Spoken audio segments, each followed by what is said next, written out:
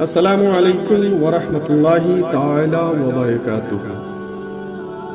الصلاۃ والسلام علیک یا رسول اللہ صلی اللہ تعالی علیہ وسلم۔ غصے کے بارے میں بیان ابھی آ رہے ہیں، تو شدت غضب کے وقت کا علاج کیا ہے اس کے بارے میں ہم بات کریں گے آج، اور پھر علم کے ذریعے شدید غصے کا علاج کے 6 طریقے انشاءاللہ عز و جل بتانے کی کوشش کروں گا۔ اس سے پہلے جو کچھ بھی ہم نے ذکر کیا وہ غصے کے مادے اور اس کے اسباب کو ختم کرنے کے متعلق تھا، تاکہ غصہ شدت ہی اختیار نہ کرے، اور اگر غصے کی شدت کے اسباب پائے جانے کی وجہ سے شدید غصہ آئے تو اس وقت صبر و استقامت کا دامن تھامنا ضروری ہے، تاکہ جیسے غصہ آیا ہے وہ مذموم غصے پر عمل کرنے کی طرف مجبور نہ ہو جائے، اور غصے کی شدت کے وقت علم و عمل کے مجموعے سے غصے کی شدت کا علاج کریں۔ پہلا طریقہ، ان احادیث میں غور و فکر کرے جو عنقریب ہم عفو درگزر، بردباری اور صبر کے فضائل میں ذکر کریں گے، تاکہ ان کے ثواب میں رغبت ہو، انتقام اور غیظ و غضب کی آگ سے نجات حاصل ہو۔ حضرت سیدنا مالک بن اویس رضی اللہ تعالی عنہ فرماتے ہیں، ایک مرتبہ امیر المؤمنین حضرت سیدنا عمر فاروق اعظم رضی اللہ تعالی عنہ نے ایک شخص کو مارنے کا حکم دیا، تو اس نے یہ آیت مبارکہ پڑھا جس کا ترجمہ کنز الایمان یہ ہے، اے محبوب معاف کرنا اختیار کرو اور بھلائی کا حکم دو اور جاہلوں سے منہ پھیر لو۔ آپ رضی اللہ تعالی عنہ نے یہ آیت طیبہ سنی تو آپ نے بھی اس آیت مقدسہ کو پڑھا اور اس میں غور و فکر کرنے لگے۔ آپ کی عادت مبارکہ تھی کہ قرآن پاک سن کر سزا دینے سے رک جاتے اور قرآن پاک میں بہت زیادہ غور و فکر شروع کر دیتے، لہذا یہاں بھی آپ نے یہی کیا اور اسے چھوڑ دیا۔ حضرت سیدنا عمر بن عبدالعزیز علیہ رحمۃ اللہ تعالی علیہ نے ایک شخص کو مارنے کا حکم دیا، پھر یہ آیت طیبہ کی تلاوت کی جس کا ترجمہ کنز الایمان اور غصے پینے والے، اور اپنے غلاموں سے فرمایا اسے جانے دو۔ دوسرا طریقہ کہ اپنے نفس کو اللہ عز و جل کے عذاب سے ڈرائے اور کہے کہ مجھے جو اس انسان پر قدرت حاصل ہے اس سے بڑھ کر اللہ عز و جل کو مجھ پر قدرت حاصل ہے، اگر میں نے اس پر اپنا غصہ نکال دیا تو میں قیامت کے دن اللہ عز و جل کے غضب سے نہیں بچ سکتا، حالانکہ اس وقت میں اللہ عز و جل کی مغفرت کا زیادہ محتاج ہوں۔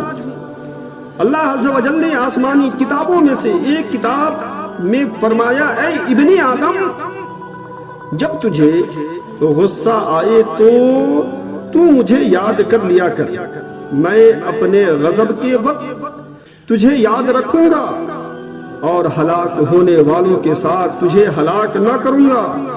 حضور اکرم صلی اللہ تعالی علیہ وسلم نے ایک خادم کو کسی کام کے لیے بھیجا تو اس نے آنے میں دیر کر دی، جب وہ واپس آیا تو آپ صلی اللہ تعالی علیہ وسلم نے فرمایا، اگر بدلہ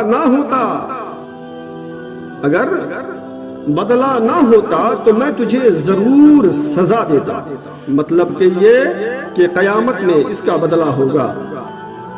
بنی اسرائیل کے ہر بادشاہ کے ساتھ ایک دانشور ہوتا تھا، جب بادشاہ کو غصہ آتا تو وہ بادشاہ کو ایک پرچہ، اس کا جو دانشور ہوتا وہ اپنے بادشاہ کو ایک پرچہ تھما دیتا جس میں لکھا ہوتا، مسکین پر رحم کرو، موت سے ڈرو اور آخرت کو یاد کرو۔ بادشاہ اسے پڑھتا تو اس کا غصہ ٹھنڈا ہو جاتا۔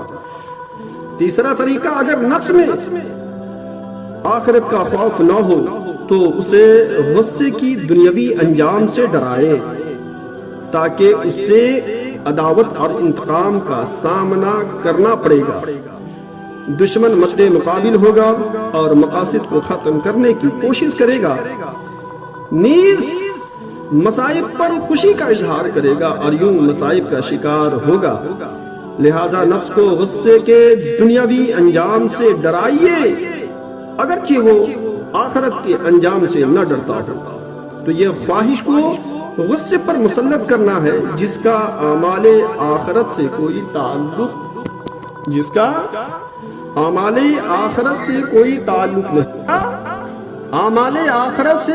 تعلق نہیں اور نہ اس پر ثواب ملے گا، کیونکہ وہ فوری ملنے والی لذت کے حصول کے لیے ان امور کو باہم ٹکراتا ہے اور بعض کو بعض پر مقدم کرتا ہے۔ البتہ اگر اس کا خیال ہو کہ غصے کی وجہ سے وہ دنیا میں علم و عمل کے لیے فراغت حاصل نہیں کر سکے گا یا آخرت کے لیے مدد نہیں ملے گی، تو اس مقصد کے تحت غصہ نہ کرنے پر ثواب حاصل ہوگا۔ چوتھا طریقہ غصے کے وقت صورت بگڑنے کا۔ سوچے کہ جب کوئی غصہ کرتا ہے تو غصے کی حالت میں اس کی شکل کس قدر بھیانک نظر آتی ہے، اور غصہ والے شخص کا کاٹنے والے کتے اور خونخوار درندے کی طرح خیال کرے، اور بردبار شخص کو انبیاء، اولیاء، علماء اور حکماء کی طرح خیال کرے۔ پھر اپنے نفس کو اختیار دے کہ وہ خود کو کتوں اور درندوں اور ذلیل لوگوں کے ساتھ تشبیہ دینا پسند کرے گا یا علماء، انبیاء کی عادات کے ساتھ تشبیہ دینا پسند کرے گا، تاکہ اگر اس کے پاس کچھ عقل باقی ہو تو نفس ان نفوس قدسیہ کی طرف مائل ہو۔ یعنی کہ جب غصے بہت زیادہ بڑھنے لگے تو اپنے آپ کو کیا تصور کرے، کیا خیال کرے، اس کے بارے میں ہی بتایا کہ جب غصہ زیادہ بڑھنے لگے تو اپنے آپ کو کاٹنے والے کتے کی جیسا تشبیہ لے۔ اپنے آپ کو کاٹنے والے اس کے جیسے، کاٹنے والے کتے کے منہ کیسے ہوتے ہیں؟ تو اپنے چہرے کے بارے میں جب آپ اس سے مشابہ لیں گے نا تو پھر آپ کے غصے سے، آپ اپنے غصے سے باہر آ سکتے ہیں۔ یا پھر یہ سوچے کہ غصہ اگر ہم کریں تو کیا ہوگا؟ انبیاء علیہ السلام نے غصہ کیا، علماء غصہ کرتے ہیں۔ اگر یہ سب سوچیں گے نا تو اللہ تبارک و تعالیٰ کے فضل و کرم سے آپ کا غصہ فوراً سرد ہو جائے۔ پانچواں طریقہ یہ کہ اس سبب کے بارے میں غور و فکر کرے جو اسے انتقام پر ابھارتا ہے اور غصہ پینے سے روکتا ہے۔ ظاہر ہے اس کی کوئی نہ کوئی وجہ تو ضرور ہوگی۔ مثلا شیطان اسے کہتا ہے اگر تو نے انتقام نہ لیا تو لوگ تجھے عاجز و کمزور، ذلیل اور گھٹیا خیال کریں گے اور تو لوگوں کی نظروں میں حقیر ہو جائے گا۔ تو اس صورتحال میں وہ اپنے نفس سے کہے تعجب ہے تو وقتی رسوائی سے ڈرتا ہے اور قیامت کے ذلت و رسوائی سے نہیں گھبراتا۔ جب یہی شخص تیرا ہاتھ پکڑ کر تجھ سے انتقام لے گا تو لوگوں کی نظروں میں ذلیل و حقیر ہونے سے ڈرتا ہے، اور قیامت کے دن اللہ عز و جل ملائکہ اور انبیاء علیہ السلام کے سامنے میں ذلیل ہونے کا تجھے کچھ خوف نہیں۔ جب تو نے غصہ پینا ہے تو اللہ عز و جل کے لیے پی جا تجھے لوگوں سے کیا غرض؟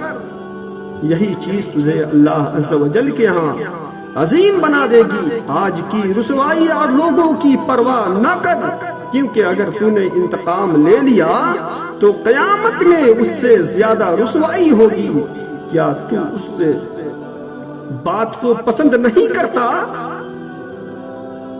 کہ قیامت کے دن کہا جائے کہ وہ لوگ کھڑے ہو جائیں جن کا اللہ عز و جل پر حق ہے، تو بھی کھڑا ہو۔ اس وقت وہی کھڑے ہوں گے جنہوں نے درگزر کیا ہوگا۔ آج ہم اپنے انا میں، اپنے غصے میں اس قدر اندھے ہو چکے ہیں، اس اس قدر اندھے ہو چکے ہیں کہ ہمیں کسی چیز کی پرواہ نہیں ہے۔ میرے پیاروں، ایک بات آپ سوچیں کہ اگر کسی کے اوپر آپ کا غصہ آئے، اگر آپ اس پہ غصہ نکالنا چاہیں تو آپ ہمیں یہ بتائیں کہ اگر آپ کے شیطان آپ کو یہاں ابھارتا ہے کہ اگر آپ اس پہ غصہ نہ نکالو گے، اگر آپ نے اس کے ساتھ برا بھلا نہ کیا، اس زمانے والے کیا کہیں گے، زمانے والے طانے دیں گے، ذلیل کریں گے، رسوائی حاصل ہوگی۔ اگر آپ نے اس سے صبر کر لیا تو یاد رکھو کہ اللہ عز و جل جب بروزے محشر جب بلائے گا نا کہ اپنے حق والوں آ جاؤ، تو کیا اس دن آپ کو خوشی نہیں ہوگی؟